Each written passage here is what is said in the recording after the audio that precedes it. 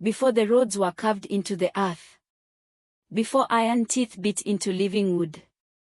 There stood a forest so old, it remembered the first footsteps of humankind.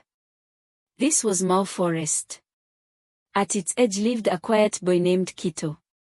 While other children chased goats and laughter, Kito listened to silence. Because in that silence, he heard something no one else could hear. The forest whispered. At first, he thought it was the wind playing tricks on him. But one morning, deep beneath the tall canopy, the voice called his name. Kito. He froze. The trees were speaking. They had watched humans for centuries, hunting, gathering, passing through. But never before had a human heard their voices. And the forest was afraid.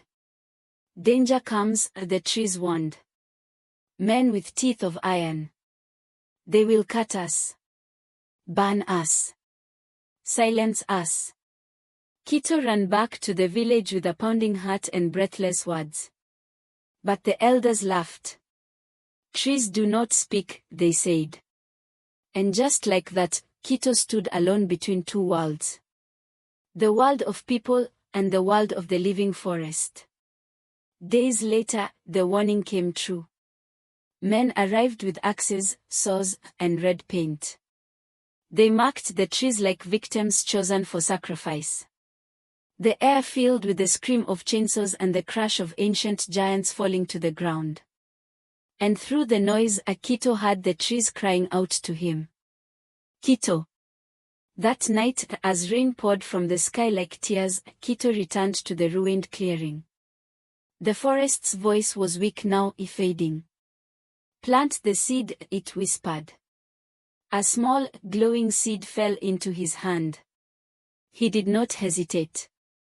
Through mud and thunder, he dug into the wounded earth and planted the seed at the heart of the destruction. Lightning split the sky. For a moment, the world turned white. Then the ground began to tremble. From the soil, the great tree burst upward with impossible force. Its roots spread like veins through the earth. Wind exploded outward.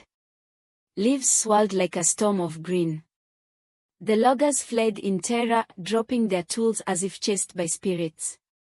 By morning, the clearing was gone. Green life covered the land once more.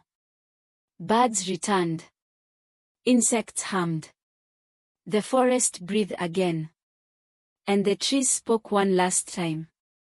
You listened. Years passed. Kito grew old, his hair gray, his steps slower. Children gathered around him at sunset, asking if the stories were true. He would smile gently and say,